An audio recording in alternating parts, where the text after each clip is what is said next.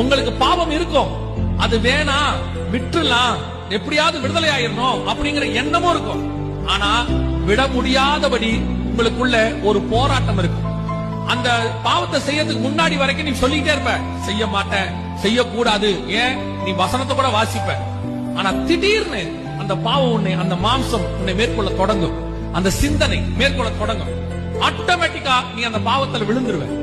விழுந்த பிறகு திருப்பி அதை செஞ்ச உடனே உனக்கு ஒரு குற்ற உணர்வு வரும். சிலர் என்ன சொல்றாங்கன்னா, நான் பாவத்தை செஞ்சுட்டேன், விழுந்துட்டேன், அவ்வளவுதான், இனி ஆண்டவர் என்ன மன்னிக்க மாட்டாரு. நான் உனக்கு ஒண்ணு சொல்றேன், நீ செஞ்ச உடனே உனக்கு இன்னும் பாவம்னு தோணுது இல்ல, அந்த தோணுகிறது இல்ல, அது உனக்கு தேவன் கொடுக்கறதுனால தோணுது. ஆண்டவர் இன்னும் உன்னை மீட்டெடுக்கணும்னு நினைக்கிறதுனால தான் அது உனக்கு தோணுது, இல்லாவிட்டால் தோணாது. ஏன்னா பாவத்தை குறித்து கண்டித்து உணர்த்துகிறவர் பரிசுத்த ஆவியானவர் தான், வேற யாரும் உணர்த்தவே முடியாது. நீ எப்ப உனக்கு அது பாவமா தோணாம செஞ்சா என்ன, எல்லாரும் தான் செய்யறாங்க, நானும் செய்வேன் அப்படின்னு நீ நினைக்கிற பாரு, அப்பதான் நீ தேவனை விட்டு தூரம் போயிட்டேன்னு அர்த்தம். இப்போ உன் பலகீனத்தை கர்த்தர் அறிஞ்சிருக்கிறார். எத்தனையோ முறை வீழ்ச்சி, எத்தனையோ தடவை விழுந்திருக்கிறேன், ஆனா திருப்பி தூக்கி எடுப்பாரு.